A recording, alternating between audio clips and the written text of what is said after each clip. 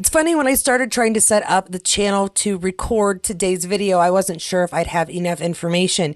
And now I'm fairly sure I have entirely too much for one video. So this sucker could be long, or I might talk really fast. We'll see what happens. Yes, this is the Star Trek Void, where I try to fill in the gaps between new episodes with some news, some information, and hopefully a little bit of entertainment. And of course, I'm going to start off with those birthdays, almost all provided to us by TrekMovie.com. And our very first birthday is going to be Mr. Doug Jones. I adore him. I hope you do too. There's nothing not to like there. TrekMovie.com shares this. Please join us as we wish Doug Jones, Star Trek Discovery's Saru, a happy birthday.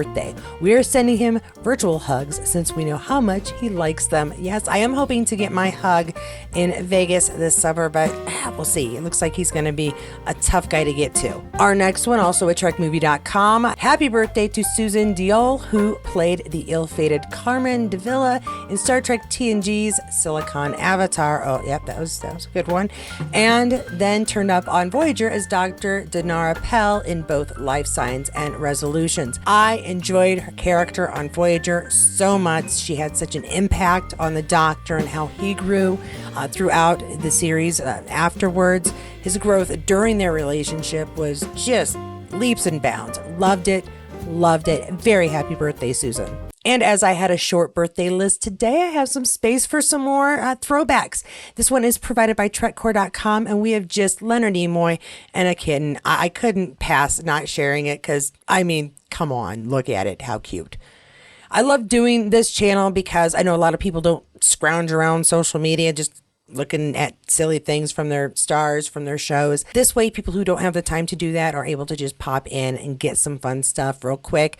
Let's see what else I found. Yeah, I like this one too. Chekhov to Chekhov, shared by TrekCore.com here. Anton Yelchin with Walter Koenig during production of 2009 Star Trek film. That's the original reboot. Still very sad that Anton is gone. I really enjoyed his Chekhov. I was like, that's not the Chekhov I know, but I enjoyed it enough that I really was just impressed with the way I fell in love with that Chekhov, and just shocked as heck that he is not going to be joining us for the next installment, which I have a little bit of information on that coming up here, so stay tuned. Let's see what I've got next here, because I knew it was a funny one. Yeah, Jerry O'Connell, wonderful wife, are sharing some joy. Now, later here. So Ramon obviously has some X-Men experience, and doesn't Jerry sort of look similar to that? And if you're not sure what I'm talking about, Jerry O'Connell is the one who shared this, but Rebecca kind of one-upped him here by asking who wore it best. And yeah, no. Sorry, Jerry, that's just not working.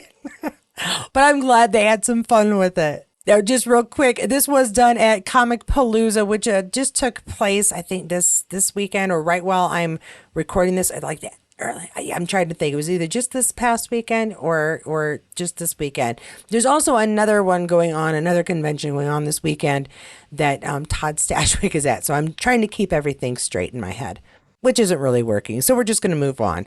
I've got some news for Dominic Keating, who, as you know, was on Enterprise as our Lieutenant Reed security chief or extraordinaire. And he's got a new project that finally makes him an admiral. This one is shared by the Sajourn audio drama, and the link to everything is going to be down below with the rest of the links as per usual. But this is introducing Dominic Keating in the season 2 of this audio drama as Fleet Admiral Darius Farron. Star Trek Enterprise's Dominic Keating joins the Sajourn as Fleet Admiral Darius Farron. Hear him later this year in Season 2, Volume 1, the SajournAudiodrama.com. And again, that link will be below if you have not gotten to Season 1. I personally have not either, but I truly support all of the stars in Star Trek. So whenever I hear that they are moving on, doing a little something interesting that they'd like to share with people, I try to make sure that people find out and can go check it out for themselves. So yeah, check this out, link below. Let's see what we got next. Ah, yes, a piece of information I was not able to put on my last video here. Breaking Star Trek news. This is not breaking news at this point. It's almost a week old, but that's why we're here to catch up on stuff.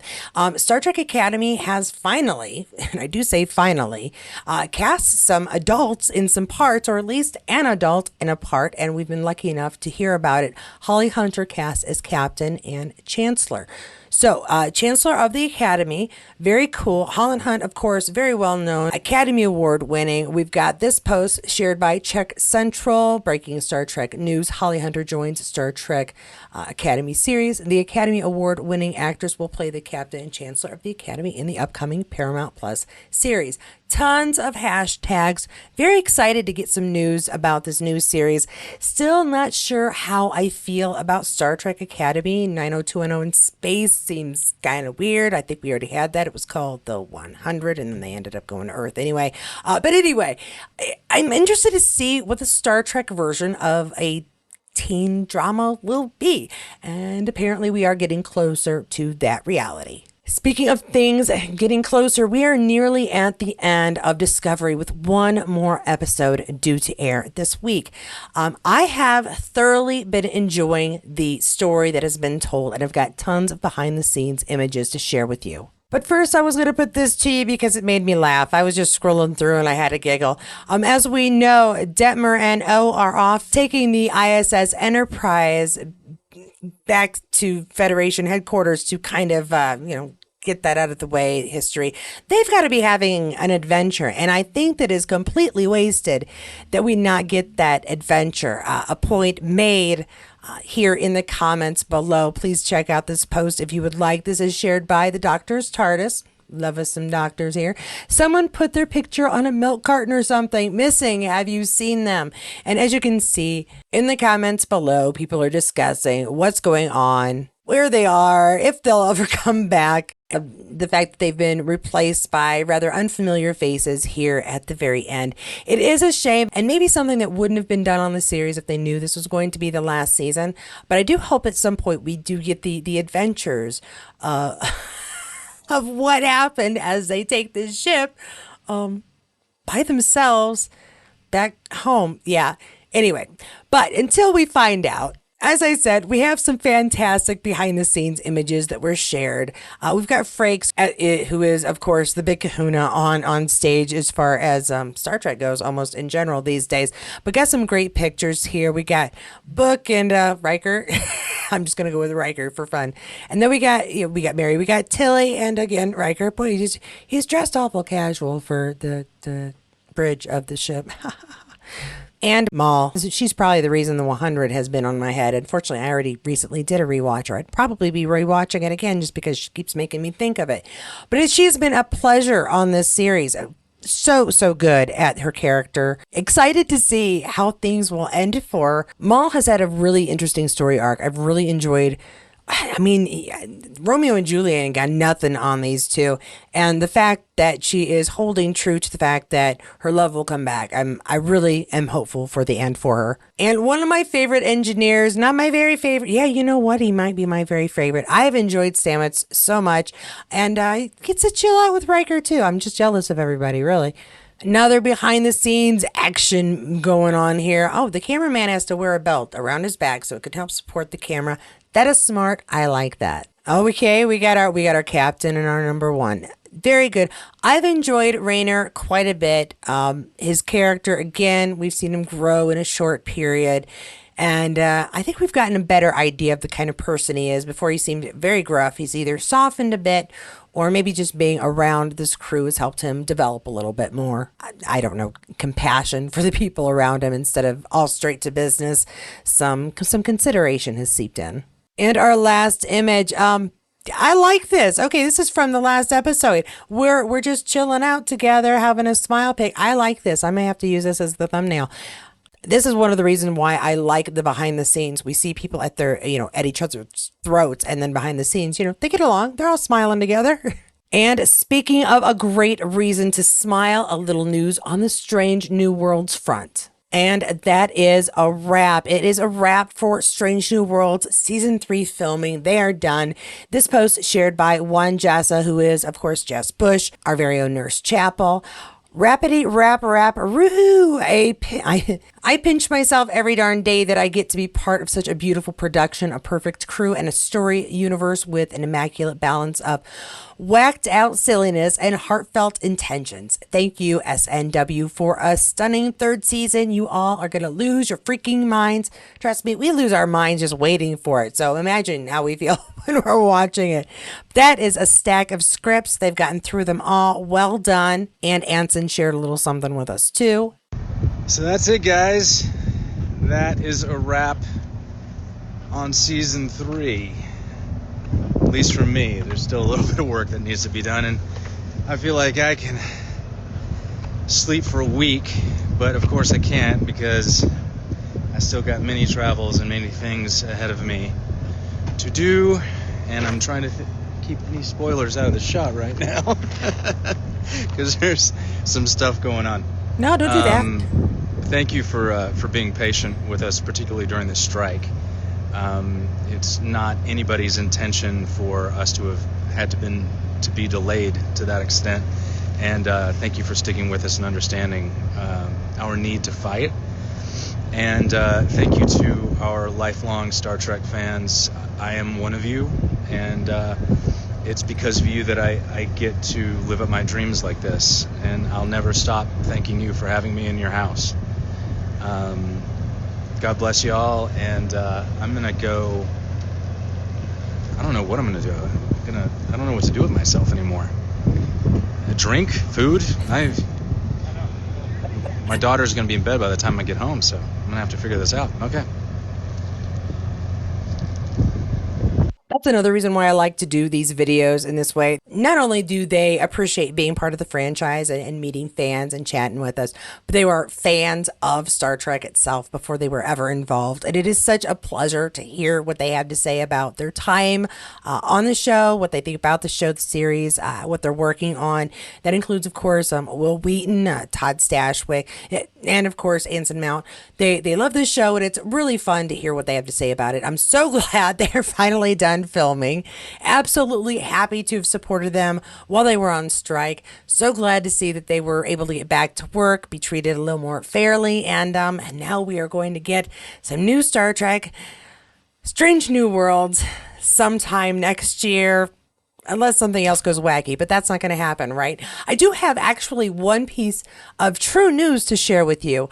One article covers quite a bit. I'm going to get to that. Now, this article here is shared by TrekMovie.com. You know, I love to go to them for fun stuff. They're just great to follow to get new information, pretty regular. X-Men producer Simon Kinberg reportedly in talks to oversee Star Trek feature films. Isn't that funny that someone working with Marvel is now going to be working with Star Trek, because we're having a small panic attack because Terry is going to be working, and Terry, of course, Matalas from Picard's third season, is going to be working on a Marvel project for a series for Vision. That character is going to have his own spinoff, and Terry is apparently going to be the showrunner there. Here is a different little something. It's like they're switching places, as again, the X-Men producer is going to be coming to Trek. What Trek, you might ask, which was my question. We've got, as far as we know, a possible series of Picard movies. We've got a Star Trek prequel origin story that's supposed to be coming out, and now they're not doing a 4th movie, but a 5th movie instead. I don't know how they're counting for the reboots, the J.J. Abrams reboots. So which one is this? That was my question. And as we scroll down, he is going to have the duty of creating the origin story. Yes, Kinberg's first Trek project would be the previously announced untitled Star Trek Origin Story, which Paramount recently confirmed as part of its 2025-2026 slate. Earlier this year, Paramount and producer J.J. Abrams had tapped Andor's Toby Haynes to direct, based on a script from Seth Grahame-Smith, the Lego Batman movie. This would be Kinberg's first step into taking a larger role in the Trek film franchise. According to Puck, Paramount sees Kinberg as franchise shepherd, a la Alex Kurtzman for Trek TV projects, even though J.J. Abrams remains as a producer. That's a little interesting. Okay. The reports indicate that Paramount may be looking to start a new era for the film franchise after almost a decade away from the big screen. Because, yeah, it's been a damn long while. And as for that sequel after the 2016 film, we've got this information. I'm guessing that's supposed to be a fifth because they aren't doing a fourth. Don't. A direct sequel to 2016's Star Trek Beyond remains in the works, but that film is expected to arrive after Haynes' prequel, which is expected to have a new cast. The Star Trek IV Beyond sequel has been in development for almost a decade, going through multiple permutations with a new screenwriter brought on in March for a new script, much to the chagrin of Chris Pine. Yeah, that's a whole nother bit of drama, because, of course, drama. And as far as that prequel goes, what is it about? Let's find out. The project is said to be set decades before the event of the 2009 movie that was directed by J.J. Abrams, likely around modern times, as in today-ish. It is said to involve the creation of Starfleet and humankind's first contact with alien life. I'm still like, there are so many stories we are waiting to be told. I wish they hadn't thought of a different one, but that's just because I'm very much legacy bound. Anyway, that is all I have to share today. I do hope you picked up some information that you didn't already know, and maybe you can have some fine discussions below. I always encourage comments in the posts. If you do like this format to get information, please do like the video, subscribe to the channel. Don't forget to hit the notifications bell. A special thank you to my patrons and my members. Thank you for the extra support. I do appreciate it. And if you would like more Star Trek information, want to see what else is out there on this channel, please do check out any of my Trek videos. Be aware that I also do updates for Outlander, the series, which shows on the network Stars. Thanks again for joining me, and if you do choose one of my other videos, well, there's one thing you can be sure of. I'll see you there. Taking the ISS, yeah, almost said the ISS Discovery, and that's not right. And maybe something that not... much to the chagrin of Star Trek Pine. Much to the chagrin...